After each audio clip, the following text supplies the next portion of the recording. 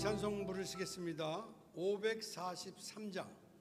543장542장 부르겠습니다. 542장 동생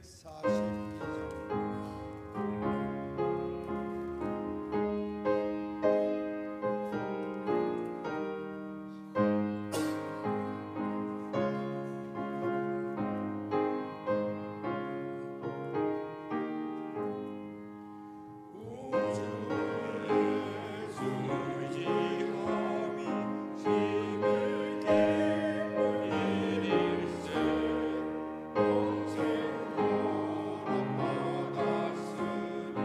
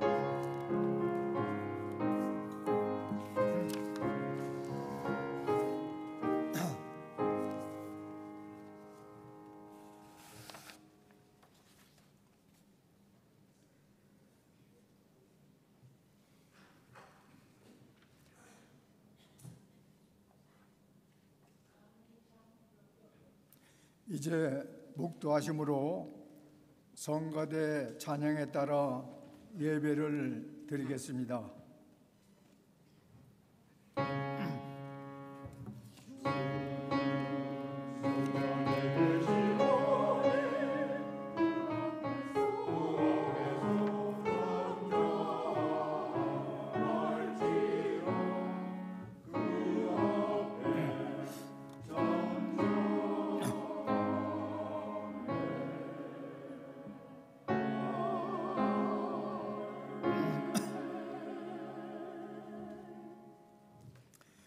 여호와께 감사하라.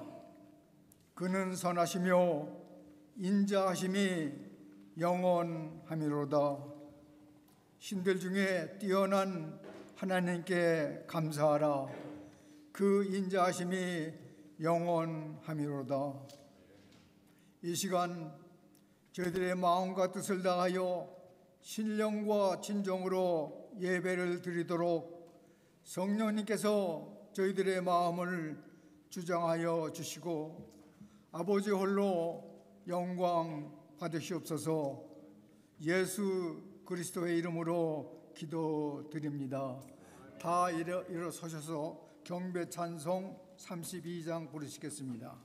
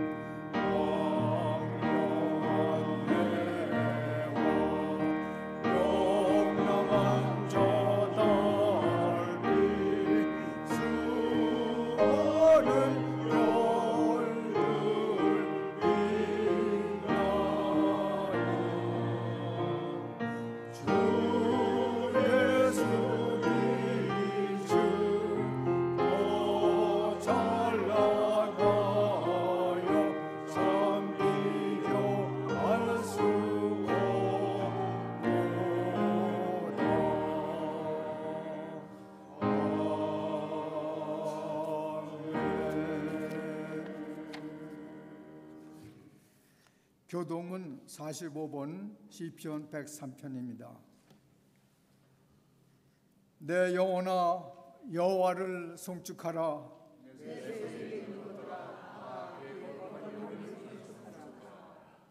내 영혼아 여호와를 송축하며 그의 모든 은택을 잃지 말지어다.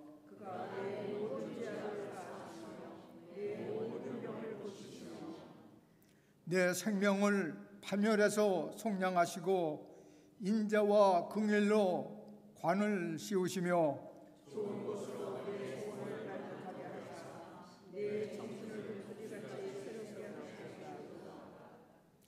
여호와는 긍휼이 많으시고 은혜로우시며 노하기를 더디하시고 인자하심이 풍부하시도다.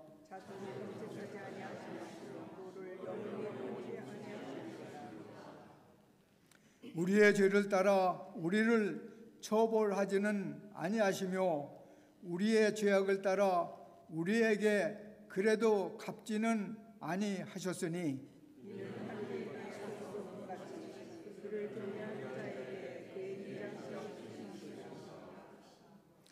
동이 서에서 먼 곳같이 우리의 죄가를 우리에게서 멀리 옮기셨으며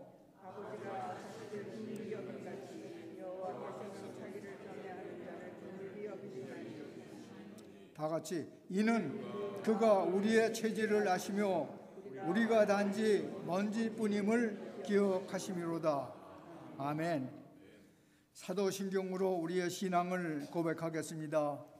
전능하사 천지를 만드신 하나님 아버지를 내가 믿사오며 그 외아들 우리 주 예수 그리스도를 믿사오니 이는 성령으로 잉태하사 동정녀 마리아에게 나시고 본디오 빌라도에게 고난을 받으사 십자가에 못 박혀 죽으시고 장사한 지 사흘 만에 죽은 자 가운데서 다시 살아나시며 하늘에 오르사 전능하신 하나님 우편에 앉아 계시다가 저리로서 산자와 죽은 자를 심판하러 오시리라. 성령을 믿사오며 거룩한 공회와 성도가 서로 교통하는 것과 죄를 사하여 주시는 것과 몸이 다시 사는 것과 영원히 사는 것을 믿사옵나이다. 아멘.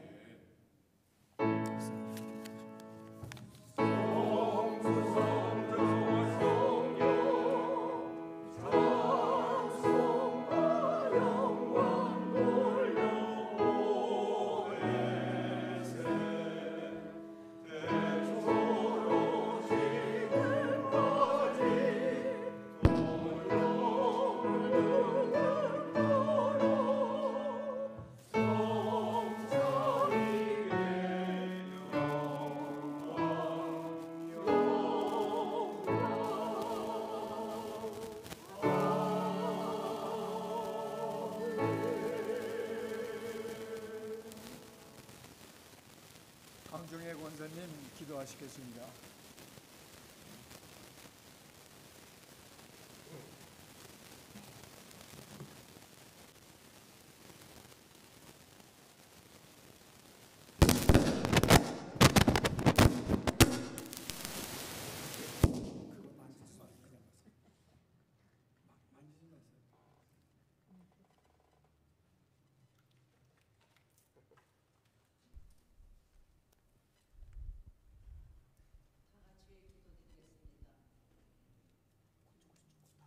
근데 이걸 못 만지지.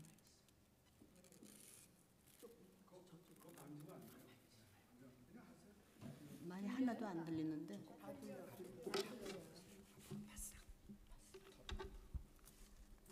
힘들어. 네, 다 같이 기도드리겠습니다. 감사하신 하나님, 오늘의 삶을 열어주신 하나님 아버지, 주님의 아침에 먼저 주님의 말씀을 듣게 하시오며 또 주님께서 허락하신 소중한 이 날에 감사와 사랑과 믿음으로 주님께 영광을 돌리게 하여 주시오니 감사를 드립니다. 오늘도 새롭게 시작하는 모든 일들이 자신을 버리고 우리의 죄를 대속해 주신 것에 감사하는 마음으로 나왔사오니 저희들에게 축복해 주시옵고 우리도 주님을 따라 늘 기도하는 자녀들이 될 수 있게 인도하여 주시옵소서. 사랑의 하나님, 오늘은 부활절 6주가 되는 주일 예배이고 강단 교환 주일입니다. 저희들이 하나님의 말씀 중에 늘 읽고 기억해야 할 말씀은 듣기는 속히 하고 말하기는 더디하며 성내기도 더디하라 하셨습니다. 아버지의 자녀인 우리로 하여금 말의 재갈을 물리듯 하여 없는 소문을 퍼뜨리는 자가 되지 못하게 하여 주시옵고 또 그들의 기도가 악담이 나오는 쓴물이 아니라 덕을 세우는 데 사용되는 선한 혀가 되게 도와주시옵소서. 머리 되시는 하나님, 친히 이 교회의 주인이 되셔서 통치하여 주시어서 올바르고 영광스러운 교회로 변하게 하여 주시오며 또한 교회 안에 각 지체들이 하나님의 힘을 입어 서로 사랑하고 연결되어 흠이 없는 몸된 교회로 번영하게 하여 주시옵소서. 안디옥 교회는 말씀으로 선교사들을 많이 파송했던 교회가 된 것과 같이 우리 교회도 초대교회처럼 말씀 자체가 역사함으로써 곧 저희 교회도 놀랄 만큼 다시 부흥되게 인도하여 주시옵기만을 바라옵니다. 그렇게 되기 위하여서는 우리에게 기도의 힘이 필요합니다. 하나님, 요한계시록 5장의 말씀같이 향으로 가득 담긴 성도님들의 기도가 하나님의 뜻대로 이루어지는 기도로 금대접에 넘치게 하여 주시옵소서.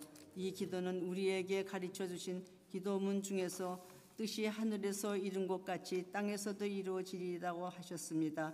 이 기도는 금대접에 담겨서 하나님께로 옮아가는 기도이므로 이 기도의 뜻을 다 깨우치는 성도님들이 되어서 항상 이 기도를 할 수 있게 인도하여 주시어서 모든 성도님들의 기도가 금대접에 가득 채워져서 하나님께 상달되기를 간절히 원하오니 받아주시옵소서. 하나님, 이 교회를 불쌍히 보시옵고 한 번만 더 부흥시켜 주시옵기만을 바라옵나이다. 하나님, 우리 모든 성도님들이 살아가는 삶 속에서 주님의 뜻을 분명히 나타낼 수 있는 힘과 용기를 주시어서 날마다 푯대를 향하여 그리스도 안에서 하나님께서 부르신 부름의 상을 쫓아가는 우리 모두가 되게 인도하여 주시옵소서.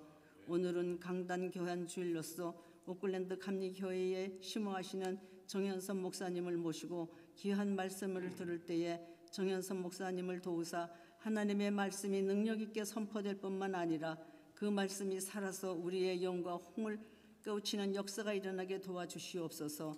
그리고 또한 강단 교환 주일로서 오클랜드 감리교회에 가셔서 말씀을 전하는 한인희 목사님도 함께하여 주시어서 한 목사님을 통하여 선포되는 하나님의 말씀이 모든 성도님들의 영혼을 살찌게 하여 주셨기만을 바라옵나이다. 하나님, 오늘 이 자리에 우리와 함께하지 못하고 병중에서 신음하는 성도님들이 하나님이 주신 그 귀한 말씀에 귀를 기울이고 있습니다. 환난 중에 나를 부르라 내가 너를 일어나게 하리라 하신 하나님의 말씀을 붙잡고 기도하는 성도님들의 기도를 들어주시어서 속히 같이 예배하고 찬양하게 하여 주시옵소서. 항상 수고하는 성가대와 지휘자님에게도 축복 내려 주시옵소서. 예수님이 마귀에게 시험을 당할 때에 하나님의 말씀으로 승리를 한 것처럼 성경 말씀을 의지하여서 이기게 하여 주시옵고 마귀가 우는 사자와 같이 삼킬 자를 두루찾고 있는 이때에 믿음을 굳게 하여 마귀와 대적할 수 있는 힘과 믿음을 주시옵소서. 거룩하신 하나님, 비록 몸은 조국 대한민국을 떠났지만 우리들의 조국 대한민국은 현재 어려운 처지에 놓인 상태에서 여서 대한민국을 위해 기도드립니다. 현재의 선거에서 모든 것이 인간의 생각과 힘으로 하지 말고 주님의 뜻과 주관에 의하여 정리해 주시기를 간절히 원하고 바라옵나이다. 모든 번영과 축복의 근원이 되시는 살아계시는 하나님 아버지, 항무지에서도 장미꽃을 피게 하시고 마른 막대기에서도 잎을 돋게 하시는 아버지의 능력을 믿습니다.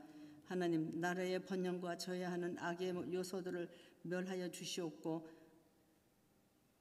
대한민국을 살피사 연약한 곳은 강건하게, 부족한 곳은 충만으로 채워주시고 부정한 곳은 어려움으로 새롭게 하여 주시옵소서. 주님만 믿겠습니다. 오직 예수님을 믿고 의지하며 사는 저희들의 예수 그리스도의 이름으로 기도드립니다. 아멘.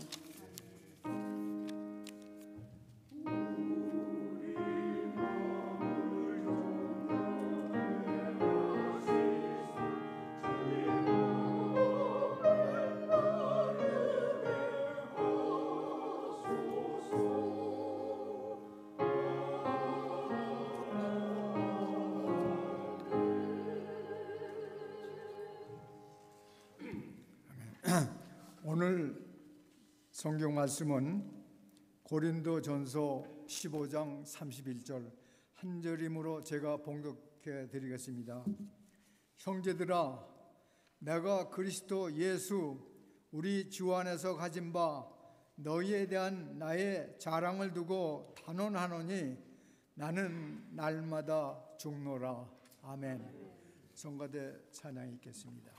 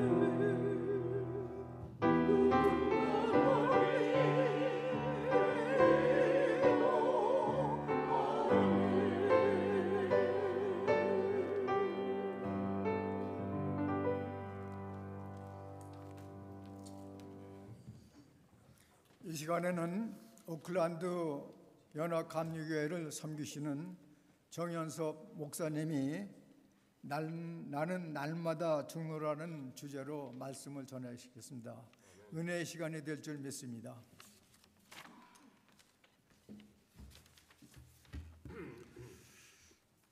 이건 움직여도 괜찮지요.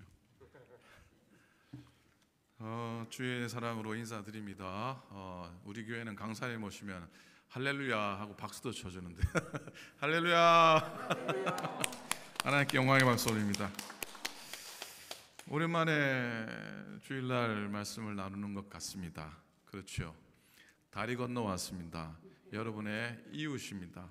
여러분은 인정을 안 하시겠지만은 저는 오클랜드 교회와 상한 교회와 오클랜드 교회는 쌍둥이 교회라고 저는 믿습니다. 아멘들을 안 하시네. 그 옛날에 이곳에서 교회가 시작이 되고 배 타고 건너와서 안으로 기차를 타고 들어가기 전에 오클랜드에서 모여서 기도처를 갖고 했던 그런 때가 분명히 있었을 거라는 생각이 들어서 오클랜드 교회와 상한 교회는 쌍둥이 교회라 생각합니다. 이런 말씀을 드리는 이유는 제 마음 가운데 상한 교회가 있다고 하는 그런 말씀입니다. 다리 건너서 있는 상한 교회를 바라보면서 제 마음 한가운데 늘 기도하고 또 여러분을 향한 소망이 있고 하나님이 이 교회를 향한 소망이 있듯이 부족한 저에게도 상한 교회를 향한 작은 소망이 있는 줄로 믿습니다. 아멘입니까?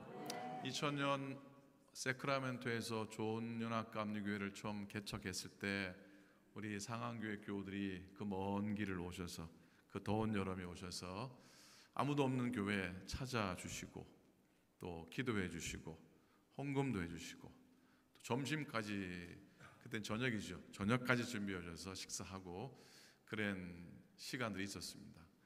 이 말은 즉 제가 여러분 교회에 빚진 것이 있다고 하는 그런 마음입니다. 이 빚을 어떻게 갚을까 하는 생각입니다. 상한교회가 다시 부흥되고 다시 한 번 더 하나님의 뜻 가운데 견고히 설 줄로 믿습니다. 아멘입니까? 여러분 아시듯이 오클랜드 교회도 연세들이 만만치가 않습니다. 만만치가 않지만 저희는 나이와 관계없이 하나님을 섬기고 주님의 일에 사명을 감당합니다. 이 얘기하면 한 목사님이 혼날지도 모르는데 오클랜드 교회는 은퇴가 없습니다. 뭐가 없다고요? 은퇴가 없습니다. 은퇴 장로님이 없고요. 은퇴하신 권사님이 없습니다. 하나님 부를 때까지 현직입니다. 왜냐하면 다 은퇴하실 나이기 때문에 은퇴가 있으면 다 은퇴하셔야 됩니다.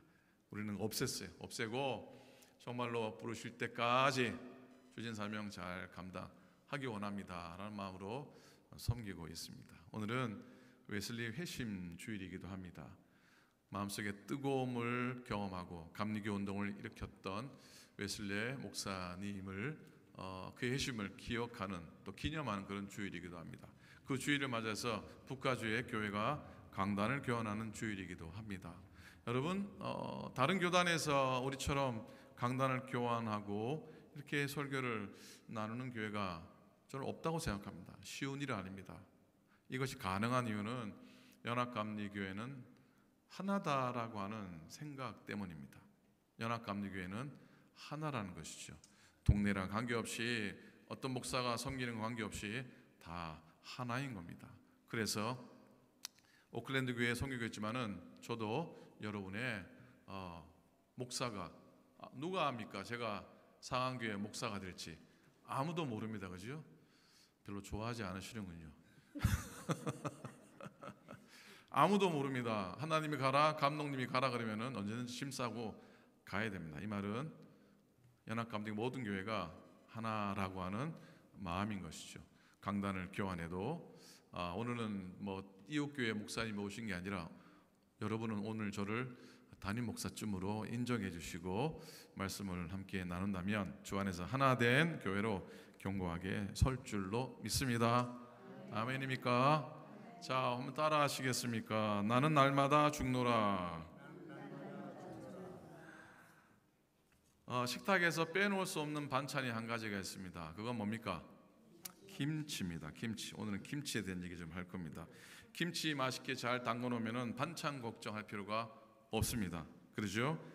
저희가 어머니 모신 지 한 8년쯤 됐는데 뭐 저희 집 사람은 빼고요. 저희 어머님이 김치를 담그시는데 참 맛이 있습니다. 참 맛이 있습니다. 김치의 명인이 이런 말을 합니다. 김치는 좋은 재료와 절임의 미학이다. 자, 여러분 가장 첫 번째 좋은 배추를 골라야 됩니다. 첫 번째 뭐라고요? 좋은 배추를 골라야 됩니다. 당연한 얘기인데 뭐 또 굳이 좋은 배추를 골라야 됩니다. 그리고 좋은 소금으로 김치를 절이는 게 중요합니다. 배추는 한 포기에 한 5, 6파운드쯤 되는 배추가 좋고요. 중간 크기, 물기가 없어야 됩니다. 배추를 세워보면은 그 모양이 계란 모양이 나와야 됩니다. 겉은 단단해야 됩니다. 소금은 물기가 없어야 됩니다. 뭐가 없어야 된다고요? 물기가 없어야 됩니다. 왜냐하면 이 물기가 있으면은 김치에서 쓴맛이 납니다. 그래서 소금이 좀 젖었다 그러면은 오븐에 넣어서 구워서라도 물기를 없애야 됩니다. 자, 그 다음으로 양념입니다. 정확한 양념을 잘 재서 넣어야 됩니다. 고추는 색깔이 예쁘고 맛도 담백해야 됩니다. 무, 생강, 양파, 마늘, 쪽파, 부추, 귤이 아니라 굴 이런 거는 기본적으로 들어가고요. 여기에 제일 중요한 게 뭡니까? 젓갈이 제일 중요합니다. 젓갈. 여기 다 대장금이신데 오늘은 제 말씀 잘 들으시기 바랍니다. 젓갈이 김치의 맛의 승부처가 됩니다. 그런데 여러분, 오늘 제가 여러분과 나누고 싶은 말씀은 배추는요 5번 죽어야지 진짜 김치가 된다고 하는 이야기를 하려고 합니다. 몇 번 죽어야 된다고요? 5번 죽어야 됩니다. 여러분, 어머니들이 사과를 깎을 때에 사과를 깎기 직전에 꼭 이거 합니다. 뭐 합니까? 칼등으로 사과를 한번 탁 칩니다. 왜 치는 줄 아세요? 사과를 한번 기절을 한번 딱 시키고 사과를 깎기 위해서 탁 칩니다. 근데 여러분, 배추는요 기절 정도가 아니고 완전히 죽어야지. 그것도 5번 죽어야지 맛있는 김치로 다시 태어날 수가 있습니다.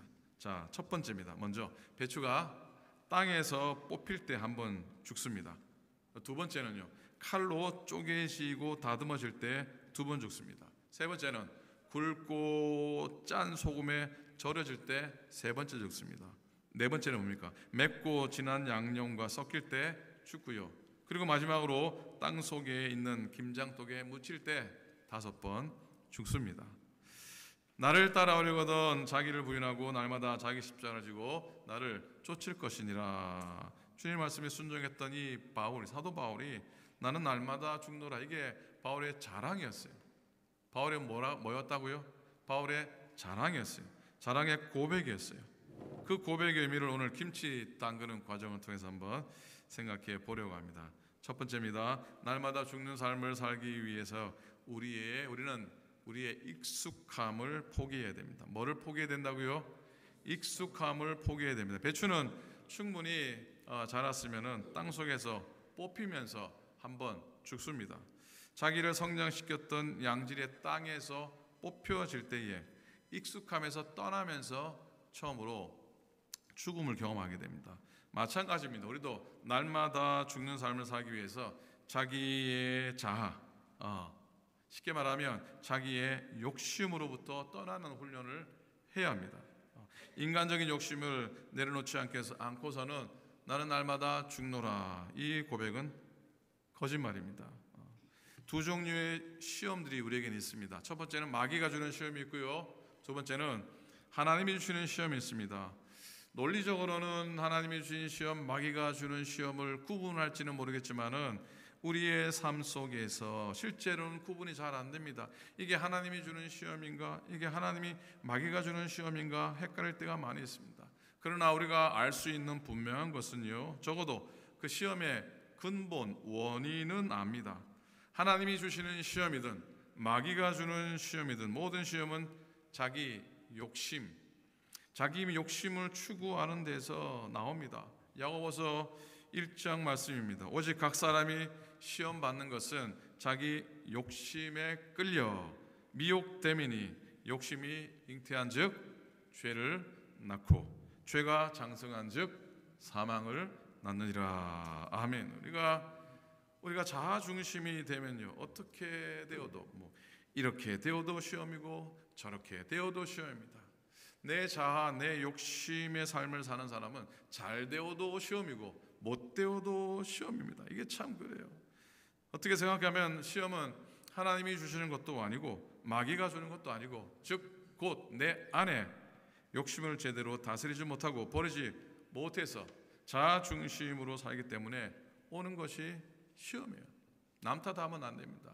이 세상에 제일 억울한 사람이 누군지 아십니까? 마귀가 제일 억울하답니다. 나는 그런 적 없는데 사람마다 마귀 때문에 마귀가 억울해서 죽고 싶다고 하지 않습니까? 여러분, 왜 우리는 상처를 받을까요?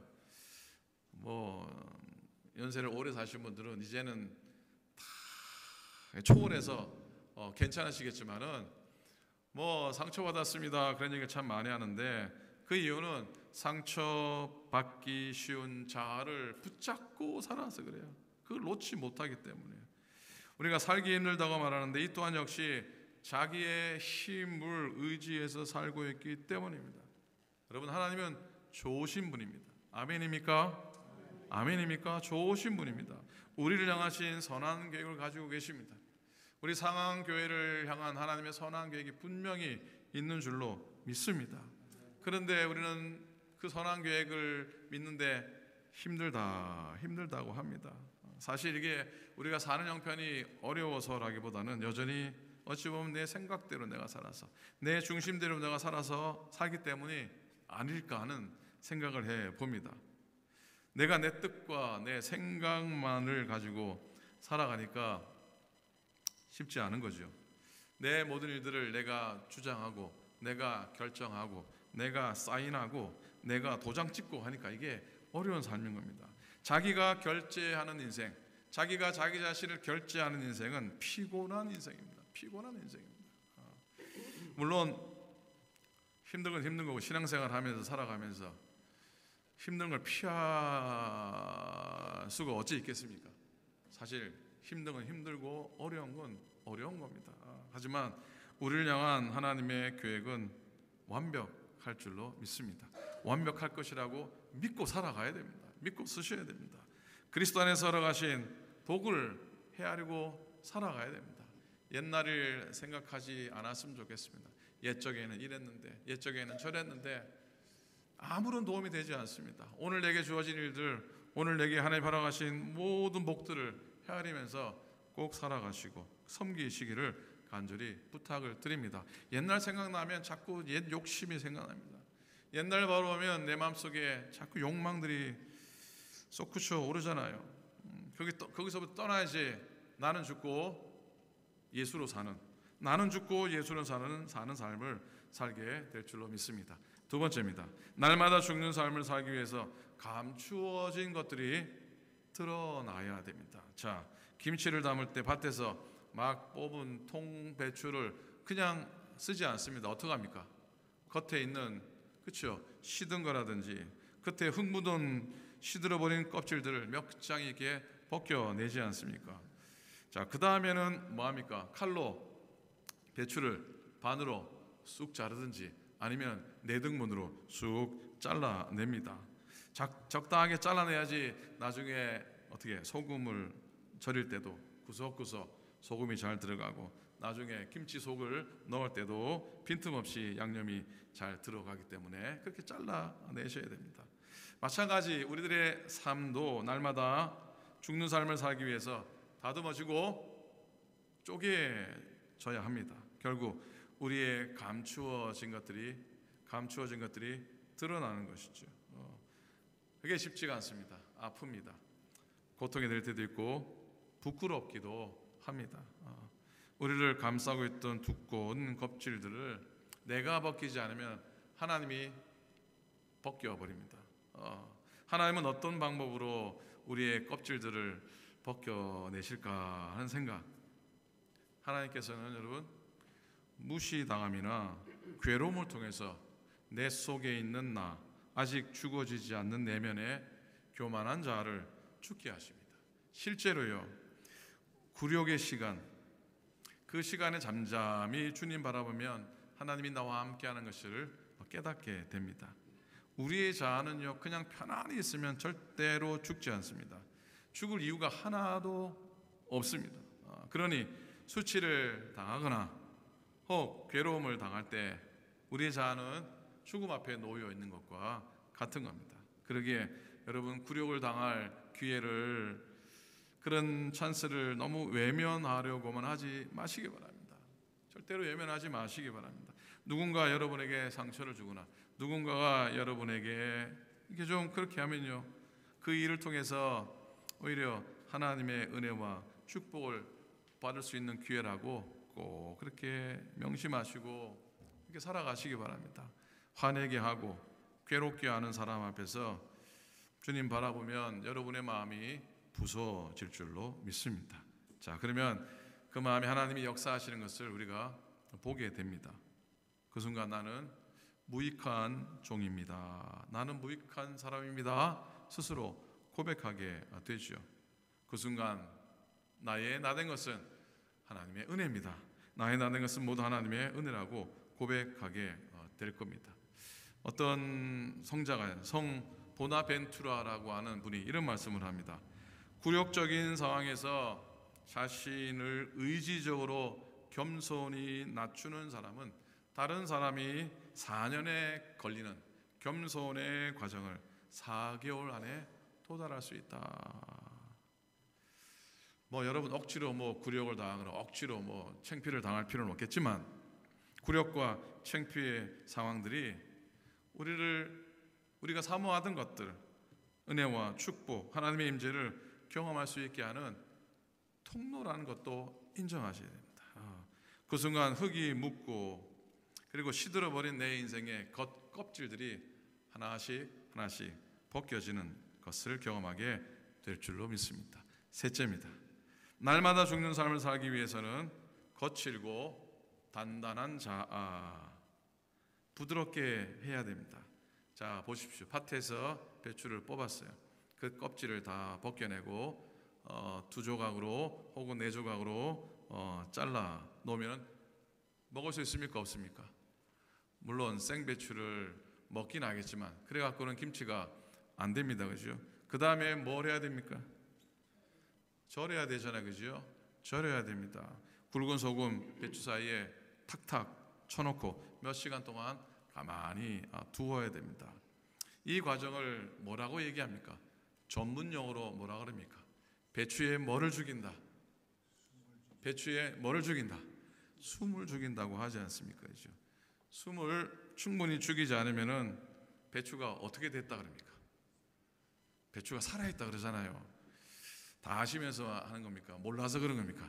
숨을 죽이지 않으면 배추가 펄펄펄 살아서 그 배추 김치가 안 된다고 하잖아요. 그죠?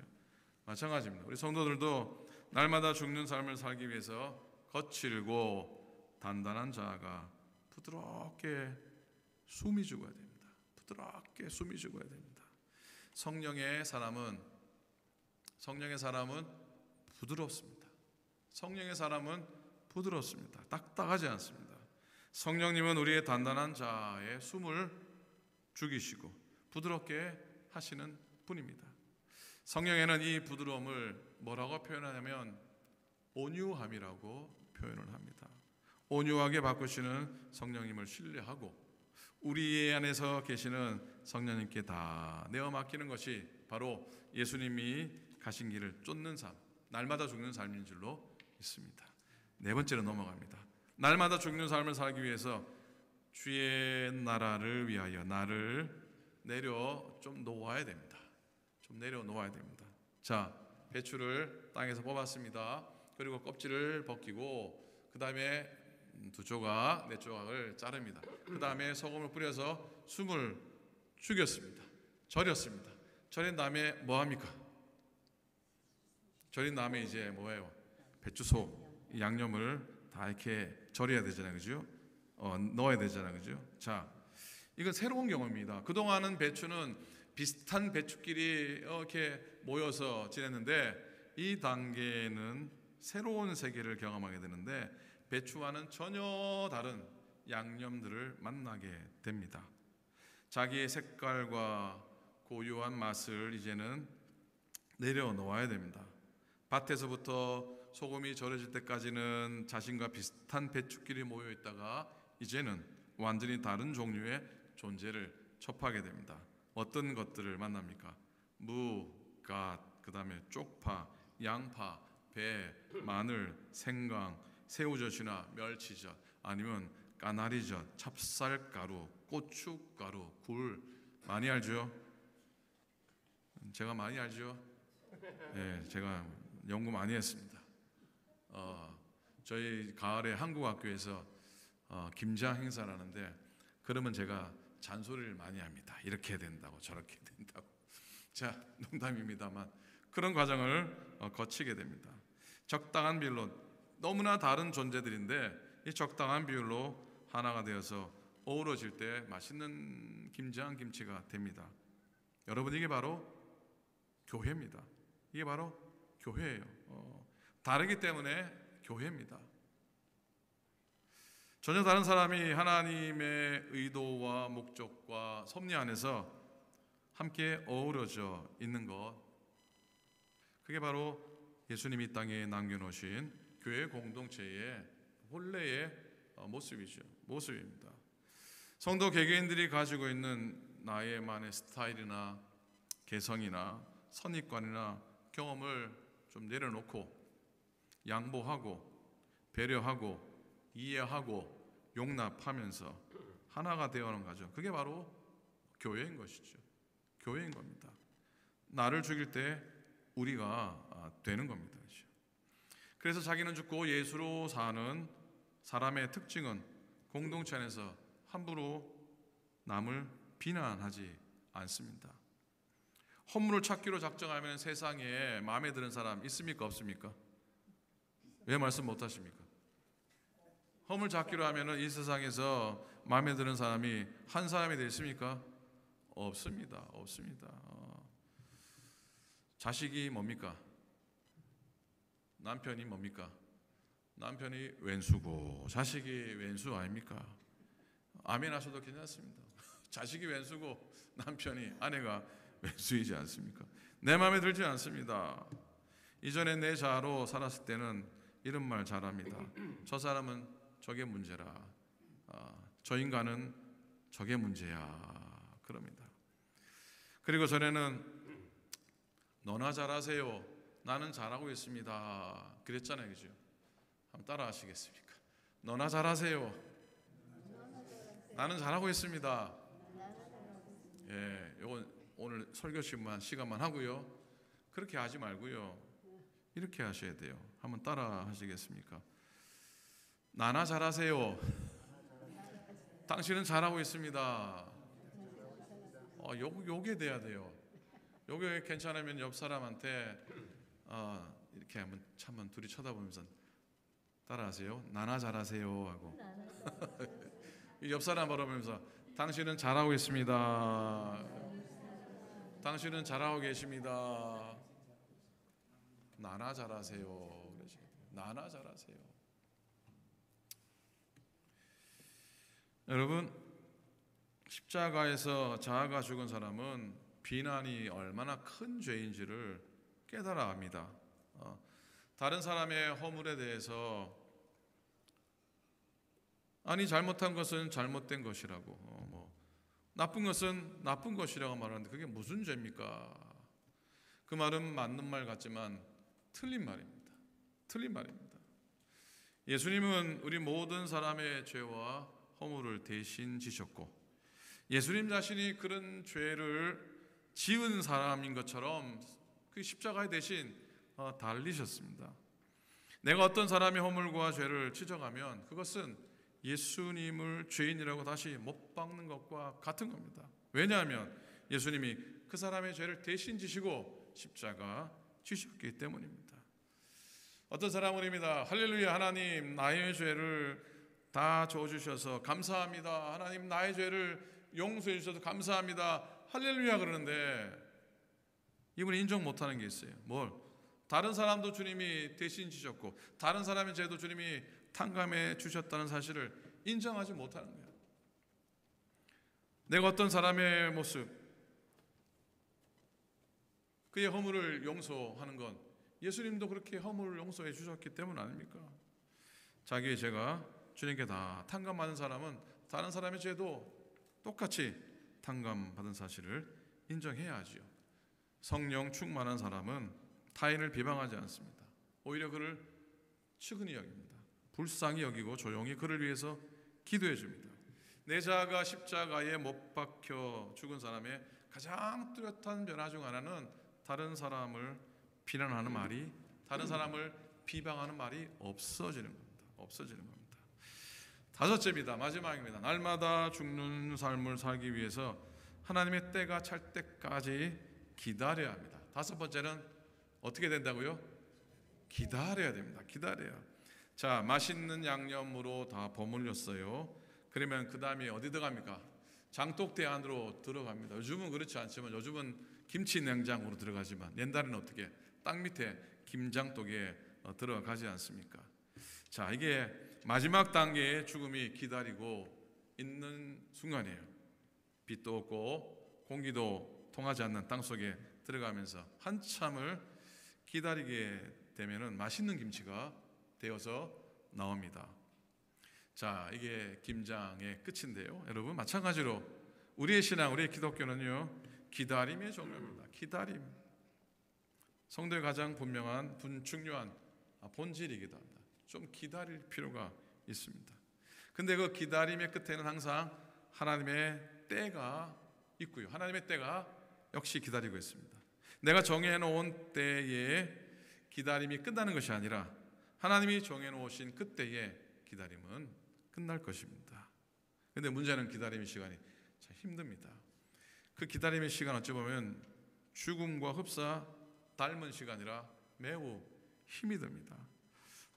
나는 아무것도 할 수 없음을 깨닫는 기다림.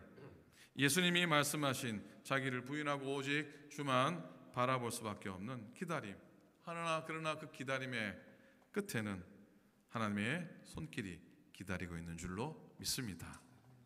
어떻게 이렇게 하나님의 때가 찰 때까지 잠잠히 기다리는 것이 바로 날마다 죽는 다섯 번째 삶, 마지막의 의미이기도 합니다. 저는 제가 좀 죽어야지 교우들이 살아나는 것을 경험하게 됩니다. 제가 죽는 만큼 교회 안에서 성도들의 심령이 하나님의 임재 가운데 있는 것을 경험하게 됩니다.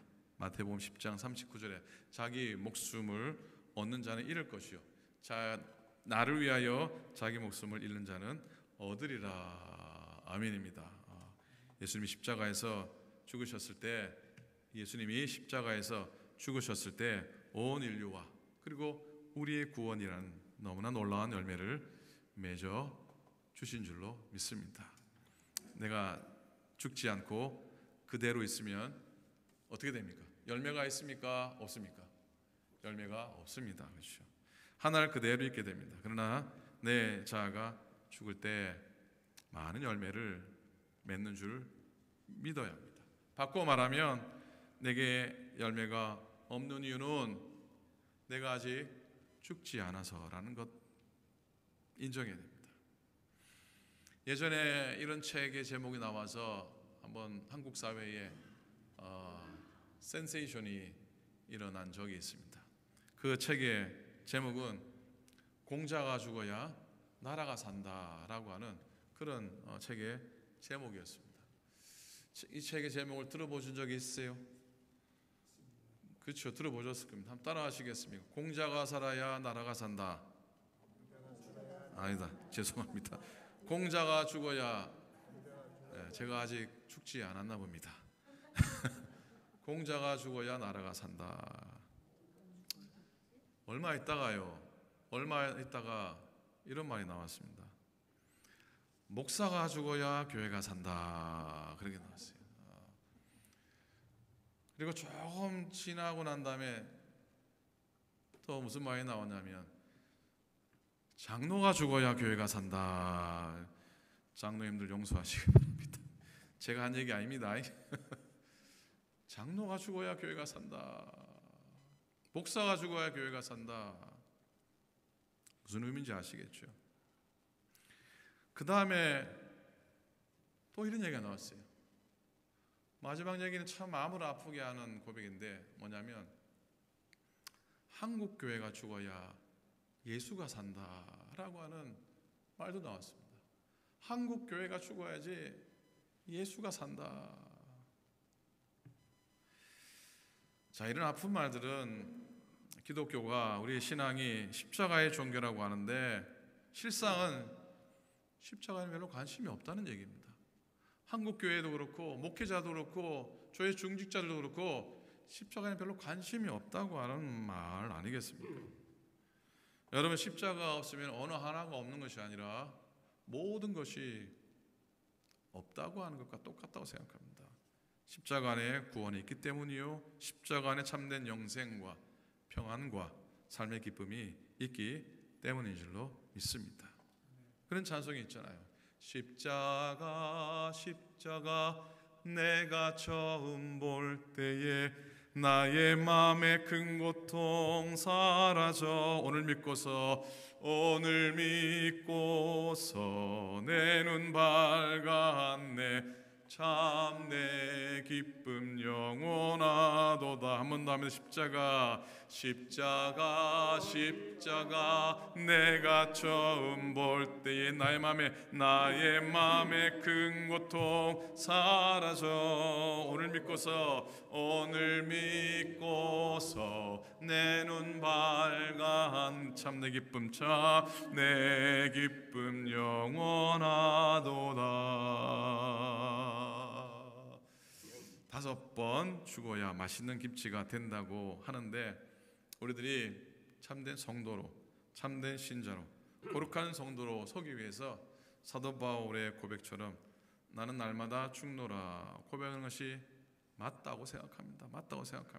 나는 죽고 예수로 사는 인생 되기를 우리는 소원해야 합니다. 여러분, 소원하셔야 됩니다. 나를 죽여달라고 기도하기 원합니다. 나는 죽었다고 날마다 고백하기 원합니다. 실패하면 다시 일어나서 나는 죽었습니다 고백해야 할 것입니다. 이것이 좁은 길, 십자가의 길, 생명의 길 아니겠습니까? 왜 그렇습니까? 여기에 바로 이곳의 모든 신앙생활의 의미가 전부 다 담겨져 있기 때문입니다. 사랑하는 여러분, 사랑하는 상한교회 성도 여러분, 날마다 죽는 것을 자랑 삼았던 이 사도 바울처럼 여러분의 삶 속에도 성화와 또 성숙을 위한 크고 작은 죽음의 고백들이 자랑이 되고 또 간증이 되는 여러분 모두 되시기를 우리 주님의 이름으로 간절히 축원을 드립니다. 아멘. 기도하겠습니다. 하나님, 은혜를 감사합니다. 부족하고 모자란 종을 상한교회 제단에 세워주셔서 주의 말씀을 나누게 하시니 감사를 드립니다. 하나님이여, 지금까지 이곳까지 인도하신 하나님의 은혜가 이 제단 위에 있었기에 또 성도들의 삶 속에 있었기에 오늘도 예배하며 오늘도 주님께 영광 돌리고 찬양 올려드리는 줄로 믿습니다. 하나님, 우리 가운데 난 날마다 죽습니다 믿음의 고백이 있게 도와주시옵소서. 예전 모습에 죽고 예전 욕심에 죽고 예전 기억에 죽고 다시 한번 더 주의 말씀에 의지하여 오늘을 향해 또 미래를 향해 주시는 하나님의 소망에 눈뜨는 우리가 되게 하여 주시옵소서. 하나님 아버지, 5번 죽어야 배추가 좋은 김치가 된다고 했는데 하나님, 우리들도 믿음의 삶을 살며 5번 죽어서 정말 성화되고 성숙한 신앙인의 삶을 살아내도록 우리 성령님 함께 하시고 인도하여 주시옵소서. 우리 사랑하는 한일희 목사님 또 한혜영 사모님 주님이 축복해 주셔서 귀한 몸된 교회 섬길 때에 능력으로 도와주시며 하나님의 기쁨이 되는 귀한 종들이 되게 인도하여 주시옵소서.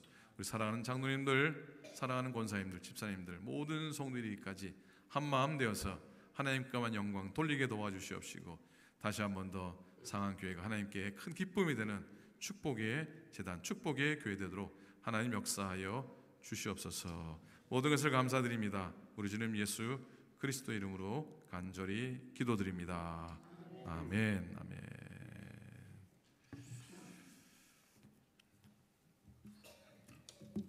응답 찬송 220장 부르시겠습니다.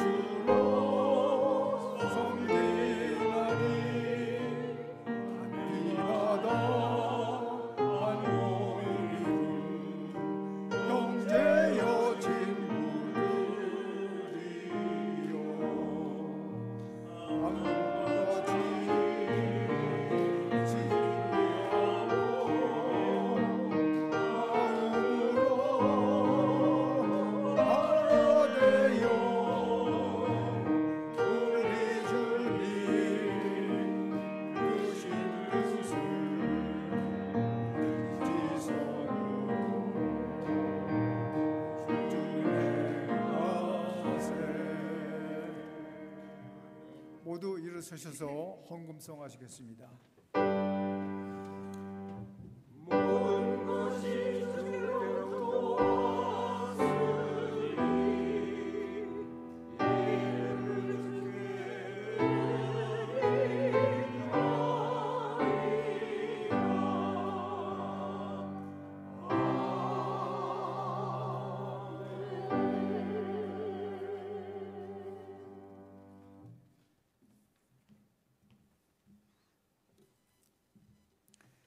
저희들의 생명, 저희들이 소유한 모든 것이 주님께 속한 것임을 믿습니다. 변찮는 주님의 사랑과 은혜에 감사하여 이 예물을 드립니다. 이 예물 위에 저희들의 뜻과 믿음도 같이 드리고 항상 기쁜 마음으로 예물을 드리게 하옵소서. 예물을 드린 손길 주님께서 기억하여 주시고 그들의 기도와 간구를 들어 주시옵소서. 이 예물이 쓰이는 곳마다 주님의 영광이 드러나게 하옵소서. 우리 주 예수 그리스도의 이름으로 기도드립니다. 아멘.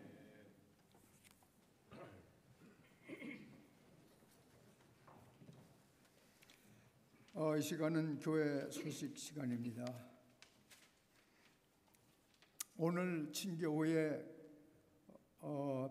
속회가 있습니다. 오늘 강단교회 주일 설교해 주신 우리 정 목사님께 감사를 드립니다. 감사합니다.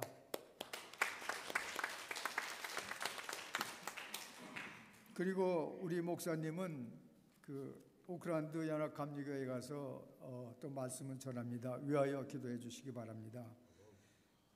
여러분들 저 오늘이 왜 강단교일이 됐는지 좀 의심 좀 생각해 보셨어요? 오늘 왜 강단주일로 정했는지. 그거 기호는 1737년 5월 24일에 웨슬리 목사님이 올더스게이트에 그 저녁 집회에 나가셨어요. 그때에 이제 그 로마서 강에 그 마틴 루터가 쓴 그 첫 속에서의 그 의인은 믿음으로 말미암아 산다는 그 말씀을 받고 가슴이 뜨겁고 그때 회심을 해서 다시 중생을 하셨습니다. 그때가 지금으로부터 237년 전입니다. 그래서 이번 주일이 그 회심 주일 5월 24일 그때를 기준해 가지고 우리 곳곳에서도 강단 교회를 정해서 합니다. 그리고 감리교 신앙에 중요한 다섯 가지가 있습니다. 그거는 이제 여러분 참고로 좀 알으세요. 성경, 그 다음에 이성, 그 다음에 전통, 그 다음에 체험. 이것이 감리교의 아주 요소입니다. 그리고 웨슬리가 강조하신 것은 이신득이 우리가 믿음으로 구원받는다는 거. 그게 이제 로마서 1장에 나오는 겁니다. 그리고 두 번째는 성화. 우리가 예수 그리스도의 장성한 분량까지 우리도 자라야 된다. 믿음의 성화를 강조하고 있습니다. 그래서 우리는 감리교는 그 웨슬리가 세운 시작한 교회이기 때문에 그 웨슬리의 신앙의 전통을 받아야 됩니다. 이신득이 그다음에 성화 그것을 강조하십니다. 그리고 주보는 이제 다른 거 참조하시고 그 6월 1일에 이제 그 산타클라라 연합감리교회 창립 50주년 기념 예배가 있습니다. 시간이 있으시면 한번 참석하시기 바랍니다. 그리고 샌프란시스코 교협 3.5위회가 6월 8일에 있습니다.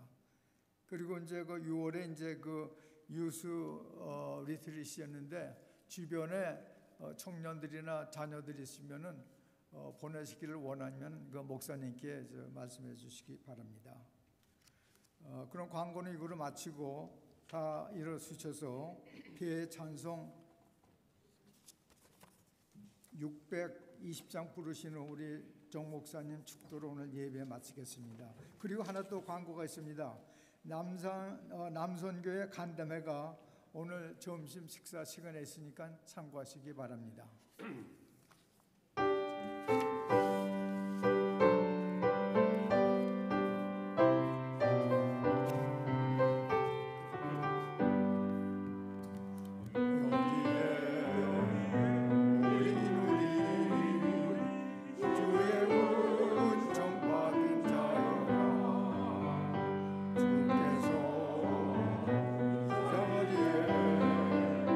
함께 계심을